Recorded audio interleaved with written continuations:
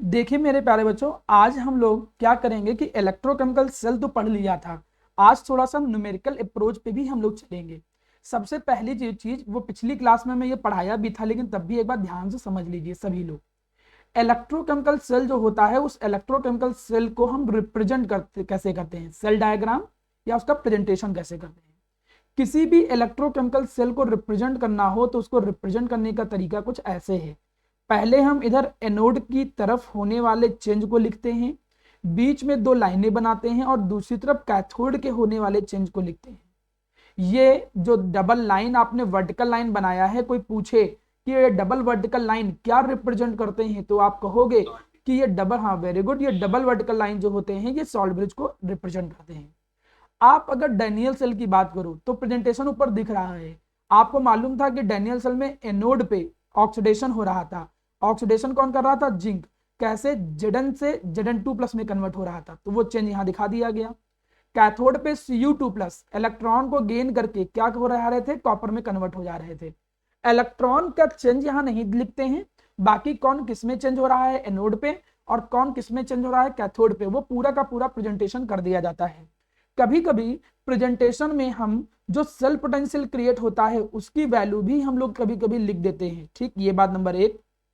बात नंबर दो, इसके साथ साथ अगर जो आयन है उस इलेक्ट्रोलाइट के अंदर अगर उसका कंसंट्रेशन आपको नोन है तो कभी कभी प्रेजेंटेशन में उनका कंसंट्रेशन भी रिप्रेजेंट कर दिया जाता है।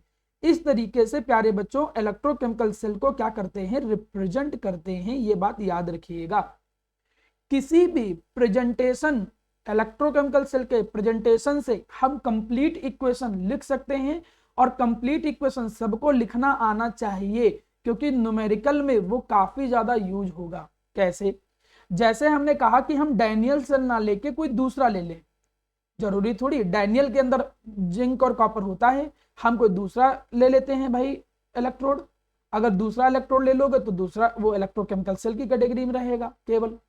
अब हमने एक कोई दूसरा यहाँ पे लिया, हमने क्या किया कि एक लिया Al3 प्लस से एल्यूमिनियम में कन्वर्ट हुआ और मैग्नीशियम लिया, एक प्रेजेंटेशन ऐसे किया हमने। अब मुझे अगर इसकी कंप्लीट इक्वेशन लिखनी हो तो कैसे लिखी जाती है? पहले एनोड की इक्वेशन लिखते हैं। कैसे एनोड की इक्वेशन लिखते हैं? एनोड की इक्वेशन में पहले लेफ्ट साइड देखो, लेफ्ट साइड में जो मैग्नीशियम है, मैग्नीशियम वो किस में कन्वर्ट हो रहा है? ये Mg2 प्लस में कन्वर्ट हो रहा है, प्लस दो इलेक्ट्रॉन जो है वो रिलीज हो रहे हैं। बात नंबर एक। ठीक, कैथोड पे देखते हैं। चलो जी, कैथोड पे देखो क्या है। कैथोड पे जो एल्युमिनियम है ये 3 इलेक्ट्रॉन को गेन कर रहा है और किस में कन्वर्ट हो रहा है? एल्युमिनियम। वो अंदाजा लग जाएगा यार, 3 गेन करेगा तभी तो चार्ज गायब होगा।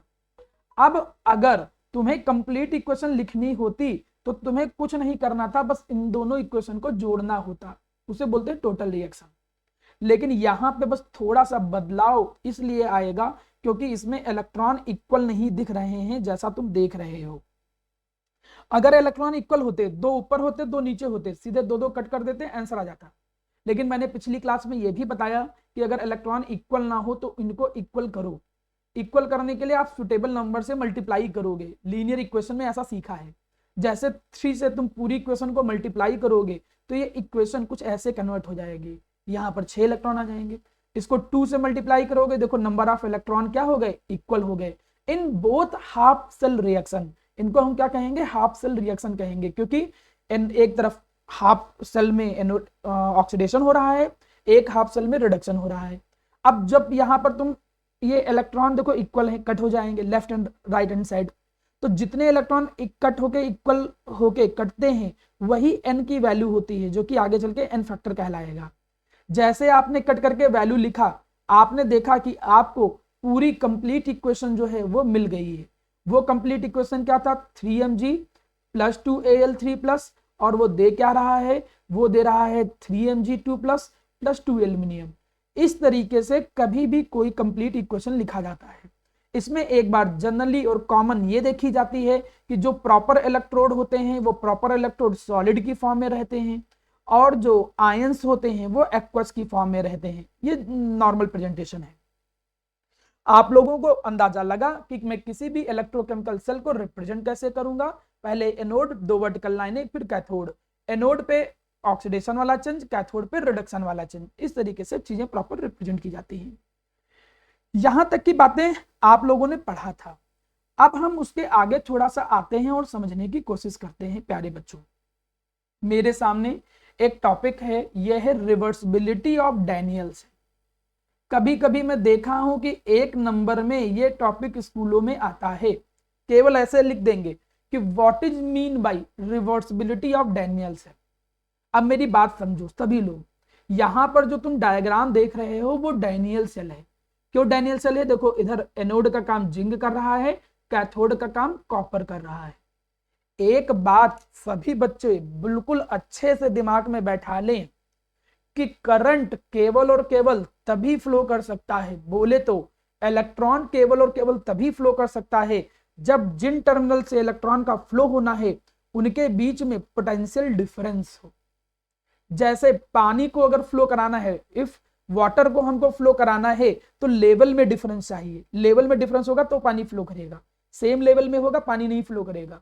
सिमिलरली अगर हीट का फ्लो कराना है तो टेम्परेचर डिफरेंस होना चाहिए, 2 पॉइंट के बीच में टेम्परेचर डिफरेंस है, हाई टेम्परेचर से लो टेम्परेचर हीट फ्लो करती है। वैसे ही जो इलेक्ट्रॉन होते हैं या जो करंट होता है वो केवल और केवल तभी फ्लो करेगा प्यारा बच्चा जब पोटेंशियल डिफरेंस होगा। ये एक बात नंबर 1। सबसे पहले अगर मैं नॉर्मल इलेक्ट्रोकेमिकल सेल लेता, नॉर्मल इलेक्ट्रोकेमिकल सेल लेता वो डैनियल सेल, तो डैनियल सेल में यह देखा गया कि इसका जो इलेक्ट्रोड पोटेंशियल क्रिएट होता है, सुनना, यह देखा गया कि जो या इलेक्ट्रोड पोटेंशियल, सेल पोटेंशियल, अभी आगे चल के समझ में आएगा कि सेल पोटेंशियल क्या चीज होती है, क्या बला है, वो बाद में समझ में आ जाएगा। तब तक बस इतना याद रखो कि ये जो पोटेंशियल क्रिएट होता है उसकी वैल्यू होती है 1.1 वोल्ट। चलो वेरी गुड सर, कोई प्रॉब्लम नहीं है हमें। अब ये कंडीशन क्या कहता है, यहां 3 कंडीशन दी गई। रिवर्सिबिलिटी वाली कंडीशन सबसे लास्ट वाली है, तीनों नहीं है, एक है केवल। ये कंडीशन ये कहता है कि हमने बाहर से क्या किया, एक्सटर्नल पोटेंशियल डिफरेंस अप्लाई किया। देखो ये एक्सटर्नल पोटेंशियल डिफरेंस, एक पोटेंशियल डिफरेंस यहां क्रिएट हुआ और ये हमने यहां पर ये जो बाहर से सर्किट कंप्लीट किए हो इससे हमने एक्सटर्नल पोटेंशियल डिफरेंस अप्लाई किया। अब तुम याद करो, माना एक पोटेंशियल डिफरेंस ऐसा हो और दूसरा पोटेंशियल डिफरेंस कुछ ऐसा हो, तो ये कैंसिल आउट होगा। 6 वोल्ट है, ये 3 वोल्ट है, तो कैंसिल होकर कितना बचेगा, 3 वोल्ट बचेगा, क्योंकि इनके साइन अपोजिट है, बैटरीज के या जो भी आप कह सकते हो। तो यहां पे जो एक्सटर्नल पोटेंशियल डिफरेंस हम अप्लाई कर रहे हैं उस एक्सटर्नल पोटेंशियल डिफरेंस की वैल्यू देखनी है और अपोजिट अप्लाई करेंगे, ये भी बात है। क्या अप्लाई करेंगे, अपोजिट। तो कंडीशन नंबर 1 पहली क्या कि हम एक्सटर्नल पोटेंशियल जो है, जो अपोजिट एक्सटर्नल पोटेंशियल अप्लाई कर रहे हैं वो 1.1 वोल्ट से कम कर रहे हैं। सर ये 1.1 वोल्ट क्या है, 1.1 वोल्ट डैनियल सेल का खुद का क्रिएट करने वाला पोटेंशियल है। मतलब जो डैनियल सेल होते हैं, डैनियल सेल वो जो अपना पोटेंशियल क्रिएट करते हैं वो कितना होता है, 1.1 वोल्ट होता है। ठीक है, अब मैंने अपोजिट पोटेंशियल लगाया, अपोजिट पोटेंशियल हमने कितना लगाया, 1.1 से कम। माना हमने कह दिया 0.5 लगा दिया, 0.3 लगा दिया, तो हमने माना 0.3 लगा दिया अपोजिट, तो भाई कैंसिल तो हो ही जाएगा थोड़ा क्योंकि अपोजिट है। तो 1.1 में से 0.3 गया तो 0.8 बचा, लेकिन अभी भी पोटेंशियल डिफरेंस तो बचा है ना, तो थोड़ा बहुत तो इलेक्ट्रॉन तो फ्लो होंगे ही होंगे, ऐसा नहीं कि इलेक्ट्रॉन का फ्लो होना रुक जाएगा। हाँ, पोटेंशियल डिफरेंस कम हो गया है तो फ्लो ऑफ इलेक्ट्रॉन स्लो कह सकते हो कि करंट उतनी तेजी से नहीं फ्लो करेगी, लेकिन फ्लो करेगी। तो मतलब अगर हम एक्सटर्नल पोटेंशियल डिफरेंस की वैल्यू 1.1 से कम रखें तो सब कुछ नॉर्मल रहेगा, मतलब कि अभी भी जो इलेक्ट्रॉन होंगे अभी भी वो फ्लो करेंगे, किधर से किधर, एनोड टू कैथोड, और जो करंट होगी वो करंट फ्लो करेगी कहां, कैथोड टू एनोड। मतलब आपका जो सेल होगा वो क्या कर रहा होगा, वर्किंग में रहेगा, सेल अभी भी वर्किंग में रहेगा। ये है कंडीशन नंबर 1।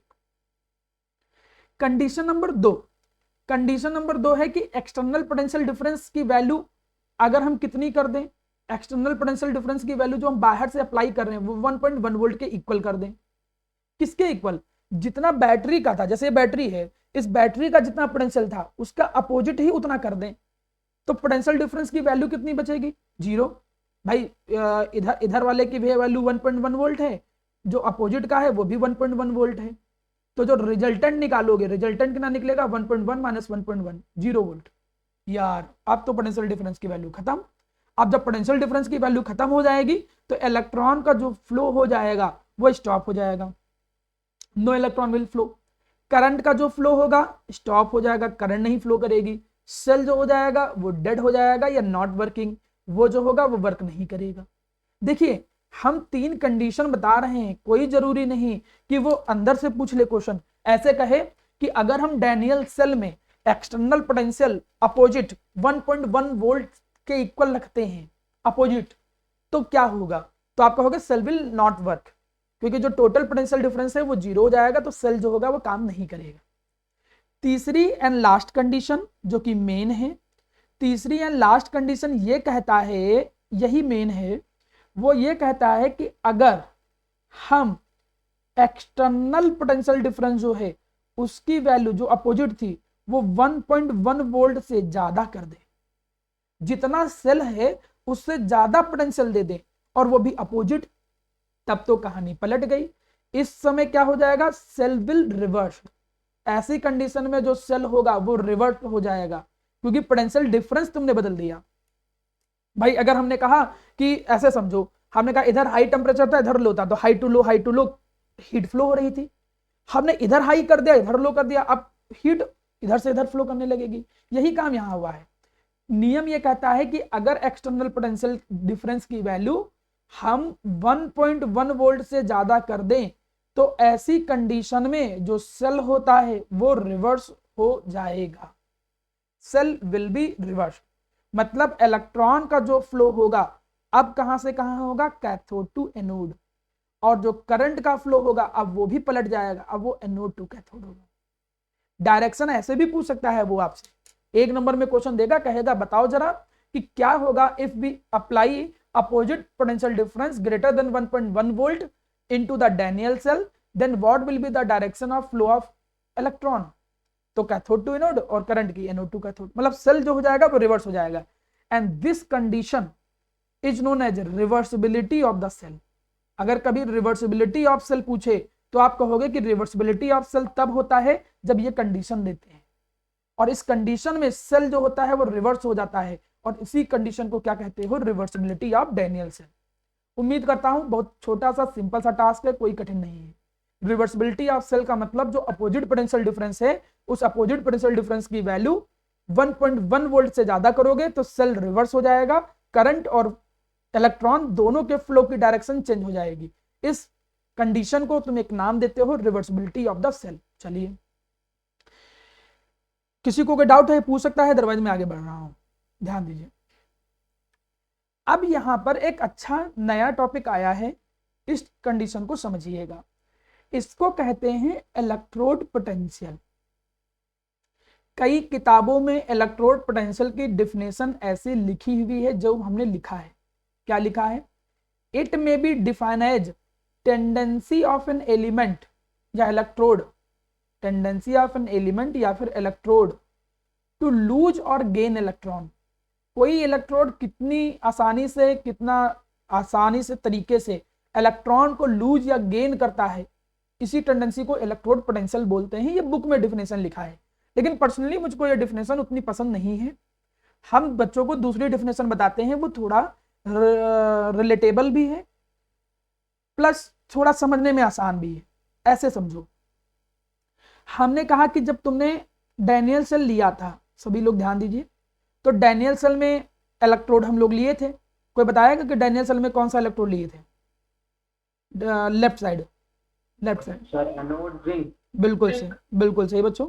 आपने अगर इसको हाँ, आपने इसको अगर देखा होगा तो आपने देखा होगा कि लेफ्ट साइड में हम एनोड लिए थे और जो कि जिंक था। अगर जिस भी बच्चे ने पुराना फिनोमिनन प्रॉपर देखा होगा, वर्किंग देखा होगा, तो उन लोगों को यह दिखा होगा कि धीरे धीरे समय के साथ जैसे जैसे टाइम इंटरवल बीतता जाता है, concentration of Zn2+ increases. Solution के अंदर Zn2+ का कंसंट्रेशन बढ़ता जा रहा था। हाँ, सॉल्ट ब्रिज न्यूट्रलाइज करता है, that is another part, but around the electrode, surrounding of the electrode, Zn2+ concentration is there, Zn2+ ions are present।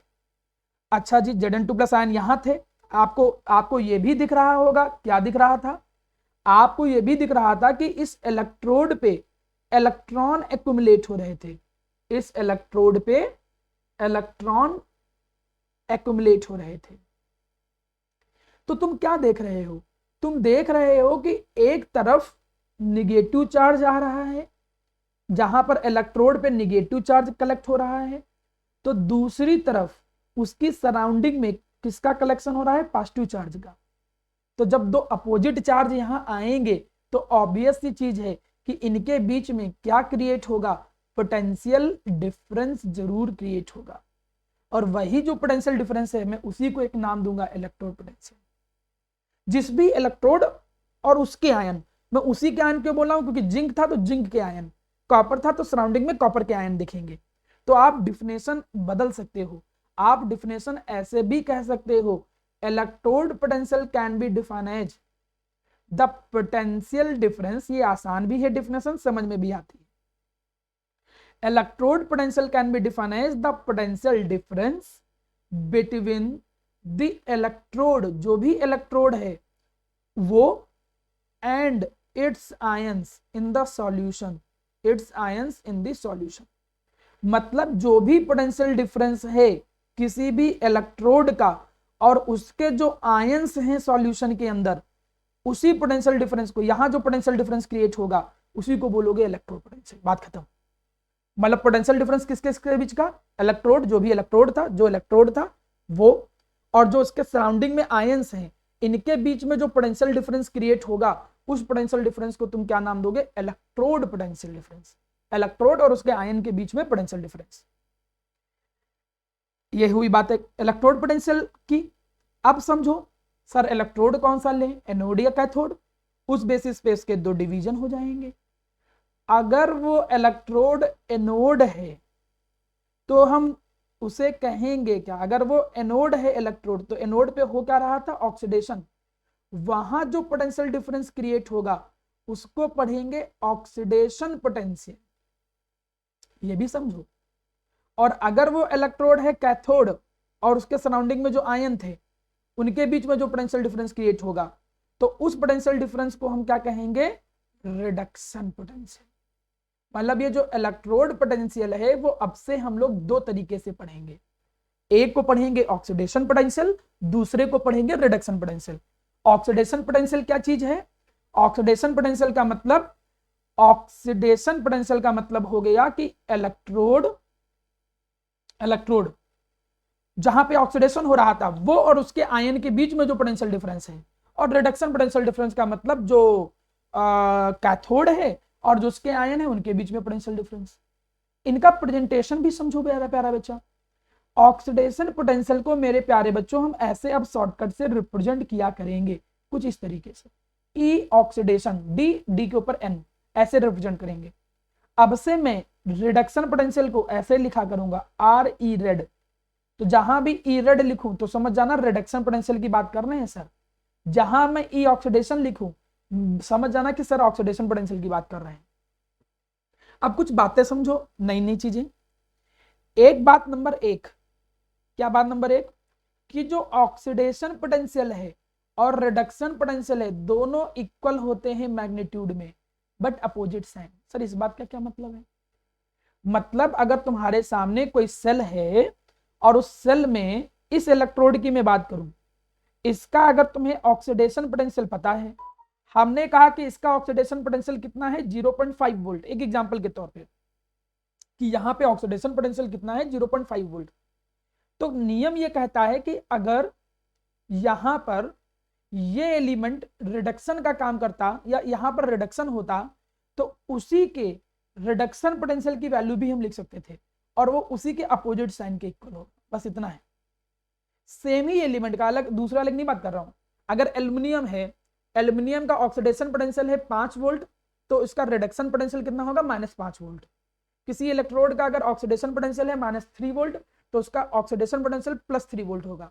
मतलब ऑक्सीडेशन पोटेंशियल रिडक्शन पोटेंशियल के इक्वल मैग्नीट्यूड और अपोजिट साइन के साथ होता है, ये चीज याद रखिएगा सर। हाँ सर लेकिन Zn2 प्लस का कंसंट्रेशन तो लेकिन बढ़ रहा है, लेकिन फिर हाँ ज्यादा ना ना ना, वो तो देखिए मैं किसी भी इंस्टेंट पे, अब जैसे तुमने कहा कि किसी भी इंस्टेंट पे उसका जो ऑक्सीडेशन पोटेंशियल होगा, अब बढ़ रहा है कम हो रहा है वो तो दैट इज अनदर पार्ट ना, वो तो बाद में हम सीखेंगे। धीरे धीरे Zn2 प्लस बढ़ रहा है तो रिडक्शन पोटेंशियल भी बढ़ेगा। लेकिन किसी भी एट अ टाइम, किसी भी टाइम हमने मेजर किया कि उसका रिडक्शन पोटेंशियल कितना है 3.2 वोल्ट, तो उस समय उसका ऑक्सीडेशन पोटेंशियल कितना होगा माइनस का 3.2 वोल्ट। हम बस एक प्रेजेंटेशन है कि किसी का मैं ऑक्सीडेशन पोटेंशियल लिख सकता हूं तो मैं उसी को रिडक्शन पोटेंशियल में भी रिप्रेजेंट कर सकता हूं, बस वो साइन का एक अपोजिट माना जाया करेगा। धीरे धीरे चीजें और क्लियर होंगी, थोड़ा न्यूमेरिकल करो उससे चीजें और अप्रोच क्लियर होने लगेगी। ये तो था इलेक्ट्रोड पोटेंशियल। अब एक नई चीज आई है, इसे हम लोग बोलते हैं SHE। क्या बोलते हैं? सी का मतलब वह। अब समस्या यह है कि हमको समझना है इसको, ठीक है, लेकिन पहले हम समझते हैं कि भाई इसकी जरूरत क्या पड़ी। एक बात मेरी बहुत अच्छे से सभी बच्चे समझ लेंगे जो समझाने जा रहा हूं, कि वो बात यह है कि तुम सेल्फ पोटेंशियल तो निकाल सकते हो। अगर ये इलेक्ट्रोड पोटेंशियल है और मैं यहीं पे कहूं कि सेल्फ पोटेंशियल, फिर क्या हुआ? What is mean by self potential? ये तो है इलेक्ट्रोड पोटेंशियल और मैं कहूं क्या मतलब है सेल्फ पोटेंशियल या EMF। देखिए फिजिक्स के लैंग्वेज में EMF and cell potential both are the different things. Chemistry में भी डिफरेंट थिंग्स होता है, लेकिन आपको बोर्ड के अप्रोच में दोनों सेम मानना है, क्योंकि एग्जाम में कहता है find the EMF find the self potential. हमें बहुत ज्यादा डीपली भी जाने की जरूरत नहीं है। मैं एक हिंट दे दूं, एक कंडीशन में क्या है कि जब करंट ना फ्लो हो रही हो, एक में जब करंट फ्लो हो रही हो, तो आप फिजिक्स की क्लास में इस चीज को और अच्छे से क्लियर कर सकते हो कि सर सामने बोला था कि EMF और सेल्फ पोटेंशियल में डिफरेंस होता है। क्या डिफरेंस होता है सेल्फ पोटेंशियल एंड EMF के बीच में? ये एक मुद्दा होता था। मेरा ये कहना है, मेरा कहना यह है मेरा प्यारे बच्चों, जो मैं बोल रहा हूं वो मैं ये कह रहा हूं कि किसी भी इलेक्ट्रोड, कोई भी जो इलेक्ट्रोड है और जो उसके आयन है, उनके बीच में जो पोटेंशियल डिफरेंस होगा उसे बोलेंगे इलेक्ट्रोड पोटेंशियल। लेकिन लेकिन दोनों इलेक्ट्रोड के बीच में जो पोटेंशियल डिफरेंस है, एक ये इलेक्ट्रोड है और एक ये इलेक्ट्रोड है, इन दोनों इलेक्ट्रोड के बीच में जो पोटेंशियल डिफरेंस है उसको कहते हैं सेल्फ पोटेंशियल। फिर समझो, इलेक्ट्रोड और आयन के बीच में जो पोटेंशियल डिफरेंस है यहां पे, वो है इलेक्ट्रोड पोटेंशियल। इलेक्ट्रोड और आयन के बीच में जो पोटेंशियल डिफरेंस है वो क्या है? Electrode potential. लेकिन दो इलेक्ट्रोड के बीच में जो पोटेंशियल डिफरेंस है ये वाला, उसे कहते हैं सेल्फ पोटेंशियल। तो सेल्फ पोटेंशियल कोई पूछे तो क्या कहेंगे? हम कहेंगे cell potential can be defined as the potential difference between the two electrode. जो दो इलेक्ट्रोड होते हैं इनके बीच में जो पोटेंशियल डिफरेंस होता है उसे बोलते हैं सेल्फ पोटेंशियल। अब मैं जो बोलने जा रहा हूं उस बात पे ध्यान दीजिएगा। क्या बोलने जा रहा हूं? मैं ये कहने जा रहा हूं कि हमारे पास ऐसी डिवाइस प्रेजेंट हैं जो सेल्फ पोटेंशियल और EMF को मेजर कर सकते हैं। We have so many devices which can measure the self potential and EMF। मतलब अगर हमें सेल्फ पोटेंशियल और EMF को मेजर करना है तो हम यहां पे लगा क्या देंगे? Volt meter. वोल्ट मीटर का काम ही यही है कि वोल्ट मीटर क्या करता है? वोल्ट मीटर बस सीधे क्या करेगा?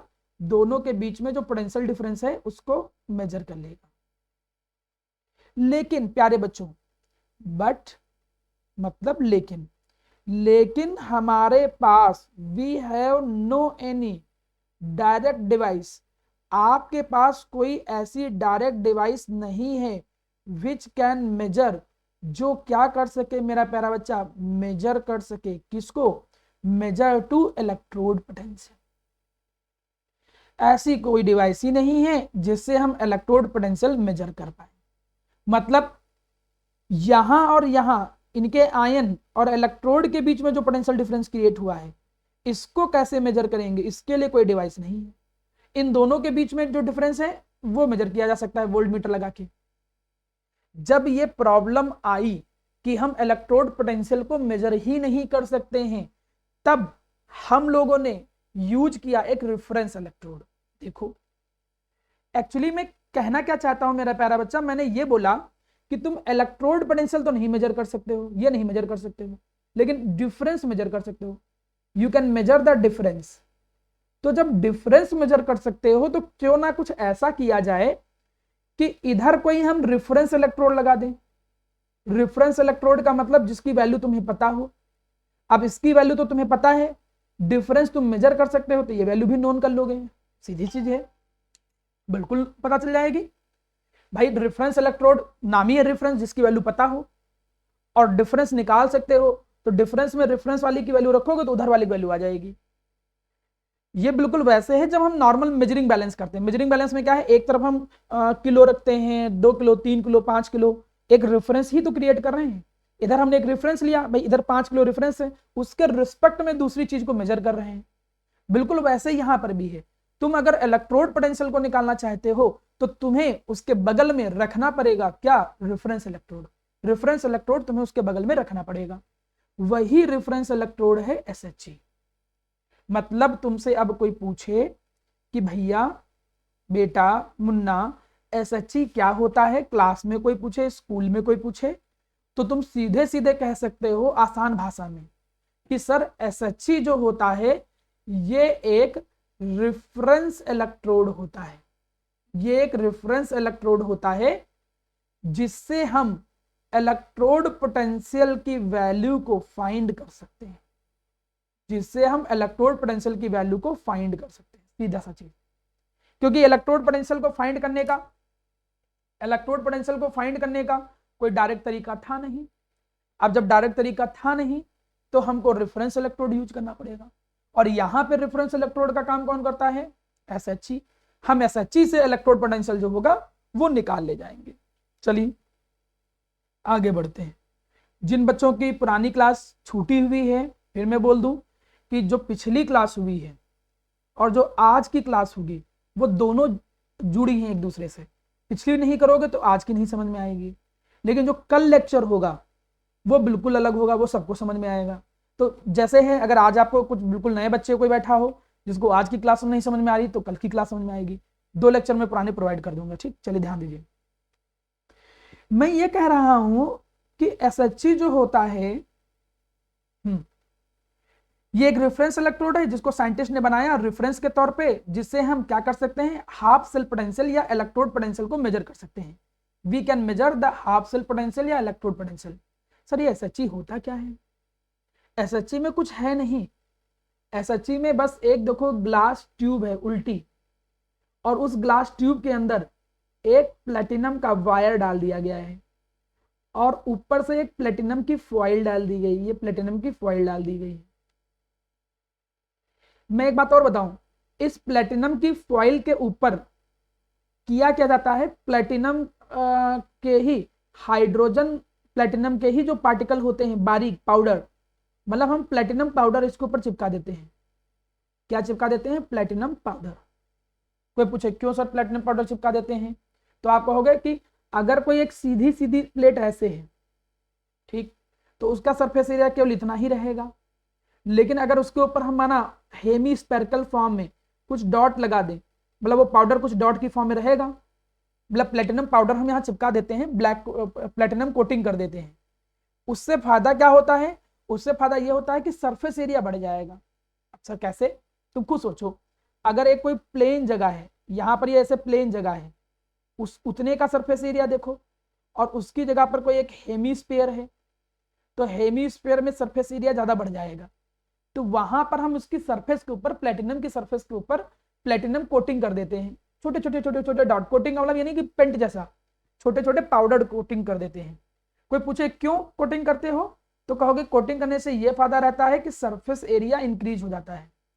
सरफेस एरिया इंक्रीज हो जाने से क्या फायदा, सरफेस एरिया इंक्रीज हो जाने से फायदा क्या, तुम अभी देखोगे कि हाइड्रोजन जो आएगा, हाइड्रोजन गैस, वो इसके ऊपर एडजॉर्ब हो जाएगी, जिससे हाइड्रोजन गैस जो होती है वो क्या हो जाएगी, इजिली, हाइड्रोजन गैस जो हो जाएगी वो इजिली एडजॉर्ब हो जाए, वो आसानी से एडजॉर्ब हो जाएगी hydrogen gas. Hydrogen gas will be easily adsorb. ये हो गया। अब मैं बातें करता हूं कुछ, चलिए नेक्स्ट। SHE में किया क्या गया, SHE में किया क्या गया मेरा प्यारा बच्चा, कि भाई ये प्लेटिनम का वायर है, प्लेटिनम की फॉइल है, यहां पर हमने क्या किया कि जो हाइड्रोजन की गैस है 1 atm प्रेशर पे 1 atm प्रेशर पे डाला हमने। सर ये क्या लिखा है, वो वही चीज लिखा है बेटा, 1 किलो पास्कल, वो पास्कल है एक्चुअली, और जब मल्टीप्लाई कर दिया गया तो इतने पास्कल आया, वो से किलो पास्कल होता है, तो वो 1 atm के इक्वल होता है। तो उतनी बड़ी वैल्यू क्यों याद रखो, सीधे याद रखो कि 1 atm पे हाइड्रोजन गैस को अंदर डाला जाता है इसके अंदर, और बाहर क्या प्रेजेंट होता है, बाहर प्रेजेंट होता है एक एसिड, बाहर प्रेजेंट होता है एक एसिड, एक ऐसा एसिड जिसमें H प्लस मतलब हाइड्रोजन आयन, इनका कंसेंट्रेशन कितना होता है 1 मोलैरिटी। ये है पूरा इसका डायग्राम और एक्सप्लेनेशन। SHE एक डिवाइस है जिसमें एक इन्वर्टेड ट्यूब होती है, इन्वर्टेड ट्यूब का मतलब नीचे एक उल्टी ट्यूब होती है, ग्लास ट्यूब रहेगी, उसके अंदर एक प्लेटिनम का वायर रहता है, प्लेटिनम का फॉइल रहती है, प्लेटिनम फॉइल के ऊपर प्लेटिनम पाउडर की कोटिंग कर देते हैं जिससे सरफेस एरिया बढ़ जाए, जिससे हाइड्रोजन गैस जो आए वो ज्यादा एब्जॉर्ब या एडजॉर्ब कर ले। हाइड्रोजन गैस को इंसर्ट करते हैं उसके अंदर, कितने प्रेशर पे 1 atm प्रेशर पे, और सराउंडिंग में क्या होता है, एसिड प्रेजेंट होता है, जिसमें एसिड का H प्लस का जो कंसंट्रेशन है वो कितना है 1 मोलैरिटी। एसिड तुम कुछ भी यूज कर सकते हो, HCl H2SO4 कोई भी, डजन मैटर कौन सा एसिड यूज कर रहे हो, दिस मैटर कि H प्लस का कंसंट्रेशन 1 मोलैरिटी होना चाहिए। इस अरेंजमेंट को हम एक नाम देते हैं SHE। अब एक बात समझना, क्या समझने लायक बात है, वो समझने लायक बात यह है कि अगर हमको क्या सर, अगर हमको माना ऑक्सीडेशन पोटेंशियल निकालना है, भाई ऑक्सीडेशन पोटेंशियल खासकर एनोड का पोटेंशियल निकालना है, मुद्दे की बात ये है, ऑक्सीडेशन तो किसी का भी लिख सकते हो तुम, उधर का भी लिख सकते हो, इधर का भी लिख सकते हो। तुम्हें माना अगर एनोड का पोटेंशियल निकालना है, इलेक्ट्रोड पोटेंशियल, तो अगर एनोड का इलेक्ट्रोड पोटेंशियल निकालना है तो SHE को किधर रखोगे, राइट साइड, SHE को किधर रखोगे, कैथोड की तरफ, कंडीशन नंबर 1। और अगर तुम्हें कैथोड वाले का इलेक्ट्रोड पोटेंशियल निकालना है, तुम्हें यहां कैथोड वाले का इलेक्ट्रोड पोटेंशियल निकालना है, तो SHE को किधर रखोगे, एनोड की तरफ। मतलब समझ रहे हो मैं कहना क्या चाह रहा हूं, मैं ये कहना चाह रहा हूं कि तुम SHE को दोनों तरीके से जरूरत के हिसाब से यूज करते हो, तुम्हें मन करे तो उसको एनोड के तौर पे यूज करो, मन करे तो उसे कैथोड के तौर पे यूज करो। कब हम यूज करते हैं, अगर हमें कैथोड का पोटेंशियल निकालना है तो एनोड पे रखना पड़ेगा, सीधी चीज है, हम वोल्ट मीटर से तो डिफरेंस निकालेंगे ना, तो अगर हमको कैथोड की वैल्यू निकालनी है तो उसको एनोड पे रखना पड़ेगा, एनोड के इलेक्ट्रोड की पोटेंशियल निकालना है तो कैथोड पे रखना पड़ेगा। यह भी बात नंबर 1, मतलब we can use the SHE as both. पहली बात, we can use the SHE as both, हम इसको दोनों तरीके से यूज कर सकते हैं, यूज एज बोथ, एनोड के तौर पे एज वेल एज कैथोड के तौर पे, हम दोनों के तौर पे इसको क्या कर सकते हैं, यूज कर सकते हैं, किसको, SHE को, पहली बात। दूसरी बात, हम चाहे जैसे यूज करें, हम चाहे जैसे यूज करें, ये भी एक सेल के तरीके से है, हम चाहे जैसे यूज करें, चाहे हम एनोड पे लेके चलें, चाहे हम कैथोड पे लेके चलें, इसका जो ऑक्सीडेशन पोटेंशियल और इसका जो रिडक्शन पोटेंशियल है उसकी वैल्यू हम 0 वोल्ट ही लेके चलेंगे। सर क्या 0 वोल्ट ही क्रिएट होता है, यहां तो हमको एसिड दिख रहा है, ये सब दिख रहा है, तो 0 वोल्ट पोटेंशियल डिफरेंस समझ में नहीं आया बेटा, हमें रेफरेंस लेना है ना, तो रेफरेंस के लिए कुछ वैल्यू होगी, तो हम चाहे वैल्यू लेते हैं चाहे तो 0 ले लेते, क्या मतलब है, रेफरेंस लेना, 0 लेने से थोड़ी कैलकुलेशन आसान हो जाएगी।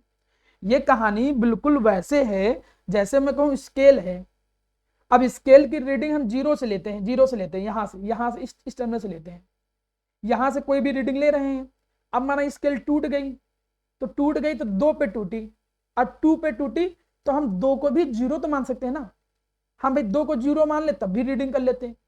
पहले 6 सेंटीमीटर 0 से 6 पे आता, अब 6 सेंटीमीटर 8 पे आएगा, मतलब हम रेफरेंस के तौर पे चाहे जितनी वैल्यू मान ले, तो उसका इलेक्ट्रोड पोटेंशियल अपना कुछ क्रिएट होता होगा, लेकिन केमिस्ट्री में, इलेक्ट्रोकेमिस्ट्री में SHE की जो पोटेंशियल डिफरेंस की वैल्यू है वो आपको 0 वोल्ट ही लेके चलनी पड़ेगी, ये याद रखिएगा, चाहे तुम उसको एनोड पे यूज करो चाहे उसको कैथोड पे यूज करो, ये वैल्यू याद कर लेना, बात नंबर 1।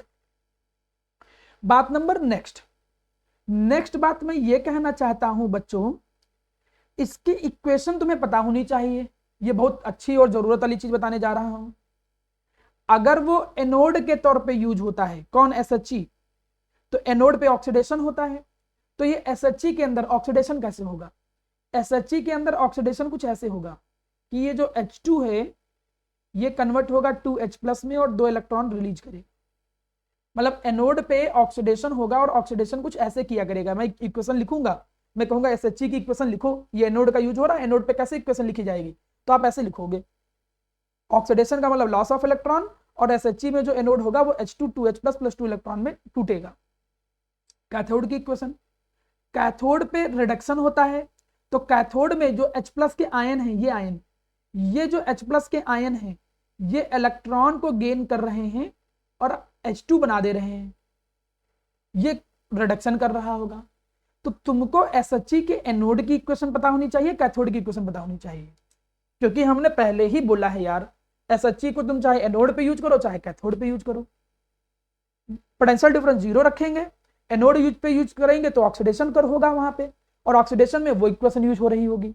कैथोड पे यूज करेंगे तो वहां रिडक्शन हो रहा होगा, और रिडक्शन में नीचे वाली इक्वेशन यूज हो रही होगी। तो SHE की इतनी जानकारी आपको पता होनी चाहिए। मैं फिर से कंक्लूड करता हूं क्या क्या बातें। SHE एक रेफरेंस इलेक्ट्रोड है जिससे हम इलेक्ट्रोड पोटेंशियल को पता कर सकते हैं, जिसको पहले नॉर्मल नहीं पता कर सकते थे। SHE का कंस्ट्रक्शन डायग्राम आपके सामने है। SHE एनोड कैथोड दोनों तरीके से यूज हो सकता है। SHE को जब एनोड के तौर पे यूज करेंगे तो इक्वेशन लिखी है, SHE को जब कैथोड के तौर पे यूज करेंगे तो इक्वेशन लिखी हुई है। नेक्स्ट, अब नीचे थोड़ा SHE की लिमिटेशन आप लोग थोड़ा एक बार पढ़ लीजिए कि SHE की लिमिटेशन क्या क्या है, ठीक है। अब अगर SHE की लिमिटेशन आप पढ़ते हो तो कुछ बेसिक लिमिटेशन है, वैसे पूछता नहीं है लेकिन तब भी पता कर लो कि ये बड़ा कठिन होता है कि 1 atm प्रेशर को मेंटेन रखना। बोलते दिए कि हाइड्रोजन को 1 atm पे ही डालो, लेकिन इतना मेंटेन करना थोड़ा कम या ज्यादा तो हो ही जाता है। ये भी बड़ा कठिन है कि H+ का कंसंट्रेशन 1 मोलरिटी बनाना, क्योंकि हाइड्रोजन भी डिसोसिएट हो रहा है और वो कंबाइन भी हो रहा है, तो 1 मोलरिटी हर समय मेंटेन रहे H+ का कंसंट्रेशन, ये भी बड़ा कठिन है, ये भी लिमिटेशन है। प्लेटिनम जो इसका पार्ट है इलेक्ट्रोड का, प्लेटिनम वैसे तो इनर्ट होता है, रिएक्ट नहीं करता है, लेकिन वो बड़ी जल्दी पॉइजन हो जाता है। जो इसके अंदर स्मॉल कुछ ट्रेसेस ऑफ इंप्योरिटी प्रेजेंट है, मतलब प्लेटिनम के अंदर थोड़ी बहुत जो इंप्योरिटी प्रेजेंट होती है उस डिवाइस के अंदर, उसके कारण वो कोरोडेड हो जाता है। कोरोडेड वर्ड बोलना अच्छा नहीं है, लेकिन वो थोड़ा सा कह सकते हो पॉइजनिंग हो जाता है, या वो प्रॉपर काम नहीं करता है, उसकी क्वालिटी अच्छी नहीं रह पाती। तो कुछ SHE की बड़ी लिमिटेशन है, हम बहुत प्रॉब्लम सफर करते हैं SHE की यूज करने में। तो ये इतनी बातें आपको पता होनी चाहिए थी, सब कुछ क्लियर होना चाहिए था। जो जो बातें हमने आपको पढ़ाई और समझाई एक बार देखो। सेल प्रेजेंटेशन समझा दिया, एनोड 2 लाइनें जिसको हम लिखेंगे क्या, सॉल्ट ब्रिज कैथोड। रिवर्सिबिलिटी, जब एक्सटर्नल पोटेंशियल की वैल्यू 1.1 वोल्ट से ज्यादा कर दो अपोजिट वाले का, तो सेल जो होता है वो काम करना बंद कर देता, काम करना बंद नहीं, रिवर्स हो जाता है, करंट और इलेक्ट्रॉन की डायरेक्शन बदल जाती है। इलेक्ट्रोड पोटेंशियल, इलेक्ट्रोड और उसके आयन के बीच में जो पोटेंशियल डिफरेंस है, 2 तरीके के, ऑक्सीडेशन पोटेंशियल और रिडक्शन पोटेंशियल। एनोड अगर ऑक्सीडेशन हो रहा है इलेक्ट्रोड पे तो ऑक्सीडेशन पोटेंशियल, अगर रिडक्शन हो रहा है इलेक्ट्रोड पे तो रिडक्शन पोटेंशियल। दोनों इलेक्ट्रोड के बीच में जो पोटेंशियल डिफरेंस है वो सेल पोटेंशियल है। SHE एक रेफरेंस इलेक्ट्रोड होता है जिससे हम इलेक्ट्रोड पोटेंशियल को मेजर करते हैं, ठीक। अब यहां पर एक वैल्यू दी है determination of zinc and copper में, ये भी वापस आऊंगा इस जगह पे, ठीक है। ये तब भी समझ में आएगा जब आगे का फॉर्मूला समझ लोगे। अब थोड़ी बात समझ प्यारा बेटा, फिर न्यूमेरिकल पे आते हैं सीधे। बात क्या समझने लायक है कि जो स्टैंडर्ड इलेक्ट्रोड पोटेंशियल है SHE, समझो, जो स्टैंडर्ड इलेक्ट्रोड पोटेंशियल है कौन, SHE, वो क्या होता है, एक केवल इलेक्ट्रोड पोटेंशियल होता है और एक स्टैंडर्ड होता है। याद करो ऐसा ही होता था थर्मोडायनेमिक्स में, एक होता था इंथैल्पी ऑफ फॉर्मेशन, एक होता था standard enthalpy of formation. Enthalpy of neutralisation, standard enthalpy of neutralisation, एक स्टैंडर्ड आता था, वहां पे वही आता था 298 केल्विन 1 atm प्रेशर पे जब मेजर किया जाए। यहां पे भी कुछ कंडीशन दी गई, कहा गया कि इलेक्ट्रोड पोटेंशियल को मैं स्टैंडर्ड तब कहूंगा जब दोनों इलेक्ट्रोलाइट में कंसंट्रेशन कितना हो आयन का, 1 मोलरिटी, टेम्परेचर कितना हो 298 केल्विन, प्रेशर कितना हो 1 बार। जब ये कंडीशन होगा तब जो इलेक्ट्रोड पोटेंशियल होगा उसको स्टैंडर्ड इलेक्ट्रोड पोटेंशियल कहेंगे। इस कंडीशन पे प्रेशर अगर वहां का 1 बार है, टेम्परेचर 298 केल्विन है, कंसंट्रेशन आयंस का 1 मोलैरिटी है, तब जितना पोटेंशियल डिफरेंस मेजर होके आया करेगा उसको केवल इलेक्ट्रोड पोटेंशियल नहीं कहेंगे, स्टैंडर्ड इलेक्ट्रोड पोटेंशियल कहेंगे। और ये बता चुका हूं नीचे वाला कि दोनों इलेक्ट्रोड के बीच में जो पोटेंशियल डिफरेंस होता है, दोनों हाफ सेल के बीच में जो पोटेंशियल डिफरेंस होता है उसको सेल पोटेंशियल कहते हैं या ईएमएफ भी कहते हैं। वैसे तो सेल पोटेंशियल कहते हैं, लेकिन अगर कोई करंट पहले से नहीं फ्लो कर रही है, कोई करंट नहीं फ्लो हो रही है, तो उसको ईएमएफ कहते हैं। जरूरत नहीं पड़ता है इनके डिफरेंस की, आप बस इतना याद रखो कि सेल पोटेंशियल का मतलब दोनों इलेक्ट्रोड के बीच का पोटेंशियल डिफरेंस। जो सीखा हमने वो ये कि अगर हमने ऐसे लिखा तो इसे क्या पढ़ेंगे, कोई बताओ, पढ़ के बताओ क्या है ये क्या लिखा है हमने, ये क्या लिखा है? Oxidation potential. Very good. अगर हमने यहां पर ऐसे लिख दिया तो ये हो गया रिडक्शन पोटेंशियल। लेकिन अगर कहीं मैं प्रेजेंट ऐसे करूं, बार बार मैं ये चीजें बताने नहीं जा रहा हूं, अब बड़े हो गए तुम लोग, अगर मैं ऐसे लिखूं तो उसे पढ़ोगे स्टैंडर्ड ऑक्सीडेशन पोटेंशियल। अभी हमने देखा तो ये स्टैंडर्ड को रिप्रेजेंट करता है, नॉट, तो वैल्यू पे ध्यान देना, स्टैंडर्ड, तो ये कहलाएगा स्टैंडर्ड ऑक्सीडेशन पोटेंशियल। और अगर यहां पर नॉट लिखा है तो क्या कहलाएगा? Standard reduction potential. केवल अगर ई सेल की मैं बात करूं तो ये है सेल पोटेंशियल, और अगर मैं ई नॉट सेल की बात करूं तो ये है स्टैंडर्ड सेल पोटेंशियल। ये क्या है? स्टैंडर्ड सेल पोटेंशियल है। ये क्या है? सेल पोटेंशियल है। बाकी बच्चों में रिवाइज आ रही है? ठीक है, तो बेटा मेरे साइड से नेटवर्क इशू नहीं है, एक बार आप लोगों को मैं लेक्चर दोबारा दे दूंगा, आप देख लीजिएगा दोबारा, ठीक है? क्योंकि किसी एक को भी मेरी वॉइस प्रॉपर आ रही है इसका मतलब सही है, मेरे साइड से कोई प्रॉब्लम नहीं। अब हमने कहा मेरा प्यारा बच्चा कि अगर हम ई ऑक्सीडेशन लिख रहे हैं तो ऑक्सीडेशन पोटेंशियल, ई रिडक्शन लिख रहे हैं रिडक्शन पोटेंशियल, ई नॉट लिख रहे हैं तो standard oxidation potential, E not लिख रहे हैं तो स्टैंडर्ड रिडक्शन पोटेंशियल। ये सेल पोटेंशियल है, ये स्टैंडर्ड सेल पोटेंशियल है। तो प्रेजेंटेशन पता होनी चाहिए। फिर से मैं चलो पूछता हूं किसी से, ये इसको क्या पढ़ेंगे, इसको क्या पढ़ेंगे? ये E naught cell, standard cell potential या ईएमएफ? अच्छा इसको क्या पढ़ेंगे? ये जो ये हमने यहाँ मेंशन किया ये, ठीक है। तो अगर आप लोगों को प्रेजेंटेशन पता रहेंगे ना तभी तो आप न्यूमेरिकल कर पाओगे। पता चला पूछ रहा है स्टैंडर्ड रिडक्शन पोटेंशियल, निकाल रहे हो तुम रिडक्शन पोटेंशियल, पूछ रहा है सेल पोटेंशियल, निकाल रहे हो स्टैंडर्ड सेल पोटेंशियल। तो सबके बीच में डिफरेंस प्रेजेंटेशन में पता होना चाहिए। मैं कई किताबों में, कई बुकों में, इवन कुछ कॉम्पिटिटिव जो पढ़ाते हैं उनकी किताबों में देखता हूँ कि अंतर ही नहीं लिखते हैं, इसको एक ही बराबर लिखते हैं, नॉट ही नहीं लगाते।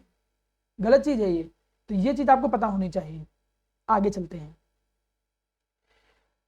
हम नॉनेस्ट इक्वेशन तो बाद में यूज करेंगे, Nernst equation will be used after some time.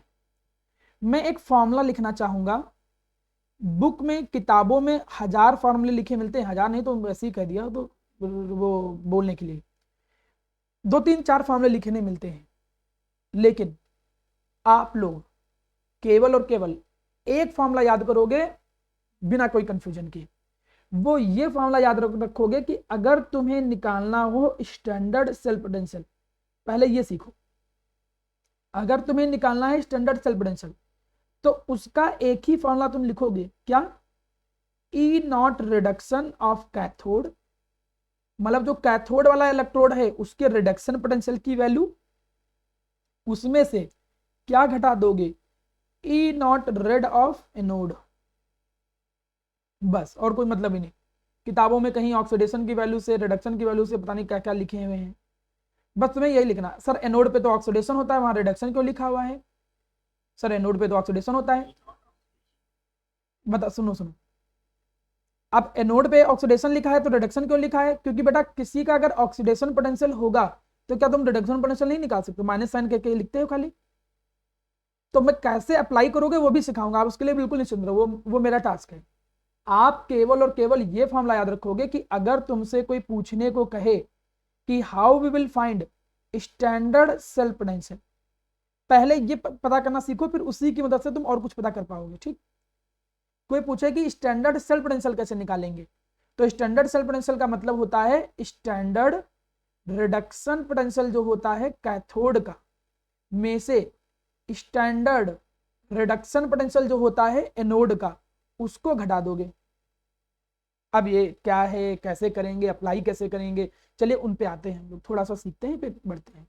ननस तो बड़े बात की बात है। जैसे मैं एक क्वेश्चन लिखता हूं, क्वेश्चन में लिखो, एग्जाम में क्वेश्चन कैसे आता है इसका, ऐसे लिखेगा, क्या कहेगा, if for the chemical reaction, if for the chemical reaction, ठीक, zinc into Zn2 plus divided by Cu2 plus into Cu. Find the value of standard cell potential या EMF, cell potential या फिर EMF if, कब, if E not of reduction, ऐसे लिखता भी नहीं, ई not reduction लिखता ही नहीं, वो ई नॉट रिडक्शन ही लिखता है, ऐसे लिखिएगा, if E not Zn2 plus two Zn, इतने की वैल्यू कितनी है 0.34 volt, and E not Cu2 plus two Cu, इसकी वैल्यू कितनी है 0.84 वोल्ट, क्वेश्चन मार्क, ऐसे क्वेश्चन आता है। अब तुम इस क्वेश्चन में देखो, पहली बात दोनों रिडक्शन वैल्यू ही दे रखी है। क्यों रिडक्शन वैल्यू दे रखी है, देखो गेन हो रहा है ना, यहाँ क्या हो रहा है, गेन, इलेक्ट्रॉन गेन करके वो न्यूट्रल हो रहा है, यहाँ भी देखो क्या हो रहा है, गेन। तो वैसे तो ऑक्सीडेशन भी दे सकता था, लेकिन आप बिल्कुल निश्चिंत रहो, बोर्ड में कभी नहीं होता है, हमेशा गेन ही देता है, वो रिडक्शन ही देता है। तो यहाँ भी गेन हो रहा है, मतलब दोनों रिडक्शन पोटेंशियल की वैल्यू दे रखी है। अब तुमसे पूछा क्या है, स्टैंडर्ड ईएमएफ या स्टैंडर्ड सेल पोटेंशियल, तो सर ने फॉर्मूला क्या सिखाया है, सर ने ये सिखाया है कि ई नॉट सेल का फॉर्मूला क्या लगाओ, ई नॉट रेड कैथोड में से क्या घटाना है, ई नॉट रेड एनोड। इसमें कैथोड कौन है, एनोड कौन है, बताओ, कैथोड कौन है, एनोड कौन, जिंक वाला कैथोड है, कॉपर वाला कॉपर वाला एनोड कहां से भैया, इधर लेफ्ट वाला एनोड होता है और राइट वाला कैथोड होता है, ये तो प्रेजेंटेशन में सिखाया ही था।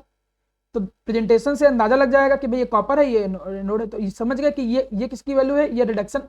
देखो रिडक्शन पोटेंशियल ये कैसे पता चला, क्योंकि गेन हो रहा है, रिडक्शन पोटेंशियल ये कैसे पता चला, क्योंकि गेन हो रहा है, और ये क्या है, ये है एनोड, क्योंकि प्रेजेंटेशन से पता चल रहा है, और ये क्या है, कैथोड, प्रेजेंटेशन से पता चल रहा है। तो कैथोड में से एनोड की वैल्यू घटती है, तो यहाँ पर कैथोड कौन है, ये वाली वैल्यू, तो 0.84 में से क्या घटा दोगे, एनोड की वैल्यू 0.34 घटा दोगे, सॉल्व करोगे, आंसर आ गया 0.550 वोल्ट। उम्मीद करता हूं ये पहले टाइप का क्वेश्चन समझ में आया होगा, बड़ा सिंपल सा है, कोई समस्या तो नहीं।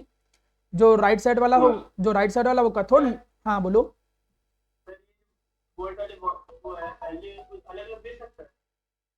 वैल्यू तो अलग अलग होगा तभी तो डिफरेंस निकलेगा। यूनिट हमेशा वोल्ट में होती है, कोई यूनिट डिफरेंस नहीं देता कि वहां वोल्ट दे दे यहाँ कुछ और दे दे, ऐसा कोई डिफरेंस नहीं कि हमें सेम कन्वर्ट करके निकालना है, नो बिल्कुल नहीं। इलेक्ट्रोकेमिस्ट्री के न्यूमेरिकल में दोनों वोल्ट में ही देता है, कोई बिना कंफ्यूज ही मत रहो। इसमें हम दूसरा बदलाव कर रहे हैं कि और क्या बदलाव आ सकता है कि सर इतना ही आसान क्वेश्चन कैसे आएगा। देखो पहली बात तो जब ये छोटा वर्जन सीखोगे तो बड़े वर्जन पे आओगे, जिसको नॉनेस्ट बोलते हैं, लेकिन पहले छोटा फॉर्मेट पता होना चाहिए। इसमें दूसरी चीज क्या गलत हो सकती थी, वो ये कि अगर यार वो प्रेजेंटेशन ही ना दिया होता, अगर प्रेजेंटेशन ना दिया होता तो हम जानते कैसे कौन एनोड है कौन कैथोड है। अब क्वेश्चन देते हैं, जैसे मैं से कहता for an electrochemical cell, for an electrochemical cell, एक क्वेश्चन मैं ऐसे बना दूं, for an electrochemical cell if the value of E naught Mg2 plus 2 Mg is 0.70 volt and E naught of Al3 plus into Al equal to 0.20 volt.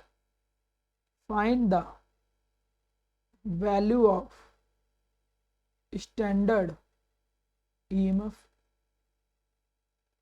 चलो अब ऐसा question दे दिया। अब ये क्वेश्चन हमने देखा तो आपको लगा कि यार स्टैंडर्ड ईएमएफ पूछ रहा है, तो मतलब समझ गए कि क्वेश्चन में पूछ क्या रहा है, ई नॉट सेल पूछ रहा है, क्योंकि ये हम लोगों को सिखा रखे हैं कि स्टैंडर्ड ईएमएफ या स्टैंडर्ड सेल पोटेंशियल एक ही चीज होती है। लेकिन प्रॉब्लम ये है कि ये भी रिडक्शन पोटेंशियल है, ये भी रिडक्शन पोटेंशियल है, लेकिन दोनों में से कौन कैथोड है कौन एनोड है ये नहीं पता है। तो एक हिंट में दे दूं, ये याद रखना हमेशा, ये याद रखना हमेशा कि ई नॉट रेड जिसका हायर वैल्यू हो, जिसकी वैल्यू ज्यादा हो, वो हमेशा कैथोड होता है, भूलिएगा नहीं, हमेशा वो हमेशा कैथोड होता है। और ई नॉट रेड जिसका कम होता है वो हमेशा क्या होता है, एनोड होता है। अब जब ये चीज क्लियर हो गई तो आंसर आ गया आपके सामने। ई नॉट सेल का फॉर्मूला क्या होता है, ई नॉट सेल का फॉर्मूला होता है ई नॉट रेड कैथोड माइनस क्या होता है, ई नॉट रेड एनोड। अब इनमें से वैल्यू घटाओ, वैल्यू घटाया तो ज्यादा वैल्यू किसकी है, इसकी, कम वैल्यू इसकी है। हाँ तो 0.70 माइनस 0.20 घटा दिया तो कितना आया, 0.50 वोल्ट। ये देखो टाइप नंबर 2 क्वेश्चन, ठीक है। उसमें बदलाव क्या किया हमने, प्रेजेंटेशन नहीं दिया, प्रेजेंटेशन नहीं दिया तो पता क्या रखना पड़ेगा कि जिसका ई नॉट रेड ज्यादा हो वो कैथोड, जिसका ई नॉट रेड कम हो वो एनोड। आगे बढ़ते हैं टाइप नंबर 3। टाइप नंबर 3 के क्वेश्चन में तुम ऐसे समझो, टाइप नंबर 3 के क्वेश्चन में कुछ ऐसे समझो,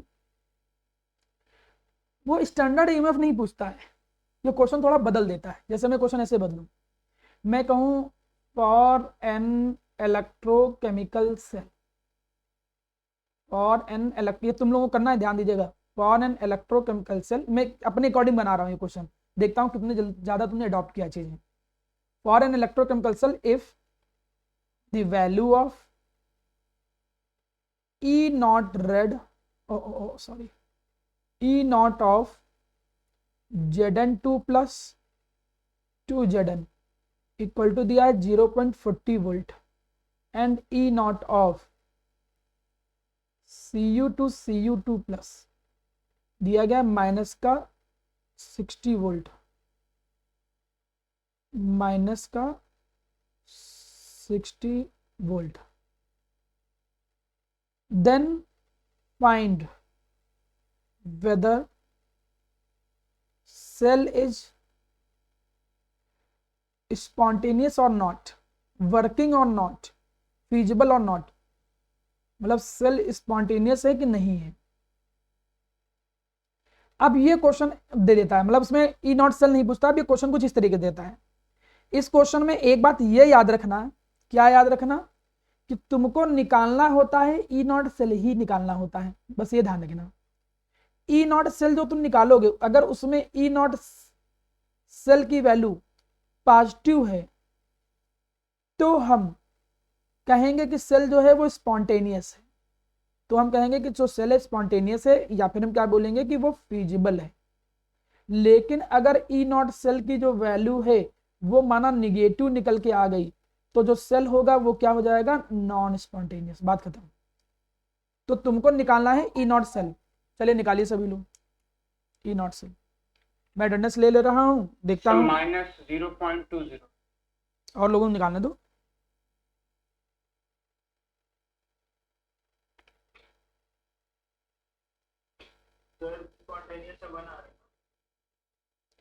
अब तुम्हें निकालना है, निकालने दो, मैं 2 मिनट टाइम दे रहा हूँ, फिर देखता हूँ किसका क्या सही है। ऐसा मैं बस ये चेक कर रहा हूँ कि कौन से बच्चे बीच में एग्जिट कर, हाँ -60, सर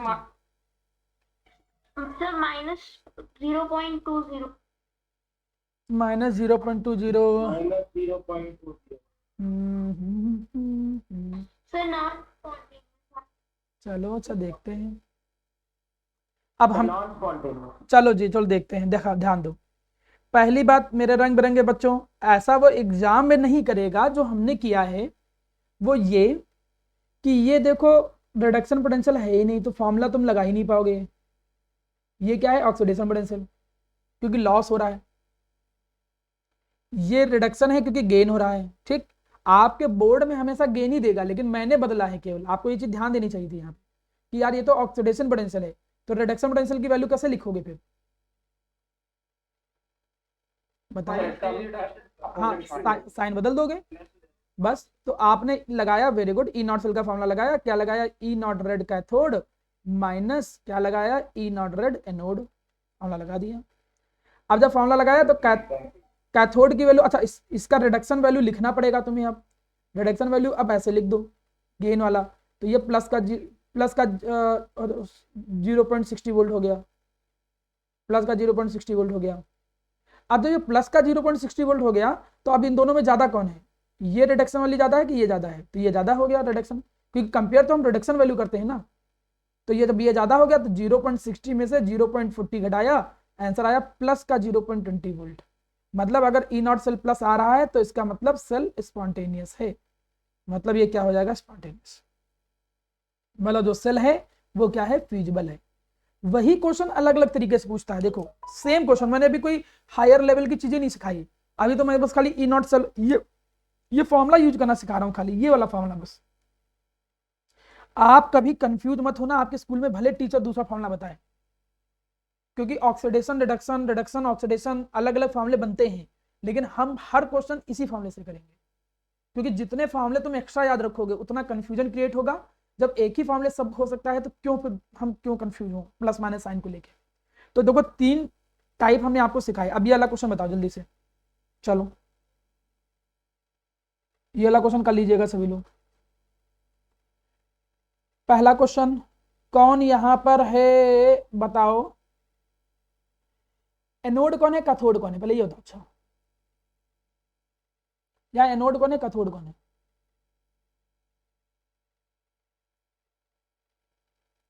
बताओ बताओ बताओ, देख के बताना है यार तुम लोग ऐसे। सीडी कैथोड होगा। पहले तो मेरी बात सुनो, हाँ बिल्कुल सीडी कैथोड होगा, क्योंकि देखो यहां से वो इलेक्ट्रॉन को लूज कर, ये नोड होगा, क्योंकि देखो सीडी एनोड होगा। हाँ, तो यहाँ के चक्कर मत पड़ो, ये जो यहाँ लिखा है यहाँ के चक्कर में पड़ो, इक्वेशन पे देखो। इक्वेशन में कैडमियम क्या है, इलेक्ट्रॉन को लूज कर रहा है, मतलब जो लूज करता है मतलब ऑक्सीडेशन, और ऑक्सीडेशन का मतलब जो कैडमियम है वो कैसा काम कर रहा है, एनोड का। इक्वेशन में देखो कि Ag जो है वो Ag में कन्वर्ट हो रहा है, गेन कर रहा है, मतलब जो Ag है वो क्या है, कैथोड है। ये सब थोड़ा सा चीजें पता होनी चाहिए। अब जब कैथोड एनोड का कॉन्सेप्ट क्लियर हो गया तो ये कह रहा है कि इस कन्वर्जन, देखिए नीचे तो दोनों रिडक्शन देगा ना, वैल्यू तो हमेशा रिडक्शन की दे रखा होता है, तो आप देखो लैंग्वेज बदल दिया, खाली कह रहा है ई नॉट Ag प्लस से Ag, वो ये कह रहा है कि इसकी वैल्यू कितनी दी गई है, 0.80 वोल्ट। कह रहा है कि E naught of CD2 plus 2 CD, इतने की वैल्यू कितनी दी गई है, माइनस का 0.40 वोल्ट, ये दिया गया है। अब कह रहा है कि ई नॉट निकालो भैया सेल का, तो ई नॉट सेल कैसे निकालेंगे, E naught cell equal to E naught red cathode minus E naught red anode, बात खत्म। कैथोड यहाँ पे कौन है, Ag, Ag की वैल्यू कितनी है, 0.80 वोल्ट, माइनस रिडक्शन की वैल्यू कितनी है, माइनस का 0.40 वोल्ट, माइनस माइनस क्या हो गया, प्लस, तो 1.2 वोल्ट, आंसर आ गया कड़ाक से। कुछ होता ही नहीं है क्वेश्चन में कठिन। बताओ इसमें निगेटिव इलेक्ट्रोड कौन है, निगेटिव टर्मिनल से कौन जुड़ा है, ये कैडमियम की silver, second part, negative electrode से कौन जुड़ा है, कैडमियम, बिल्कुल सही, क्योंकि आपको पता है कि एनोड जो होता है वही निगेटिव जुड़ता है इलेक्ट्रोकेमिकल में। याद करो वो शब्द सिखाया था लोन, लोन का मतलब जो एनोड होते हैं वही निगेटिव टर्मिनल जुड़ते हैं, तो यहाँ आंसर क्या जाएगा, कैडमियम।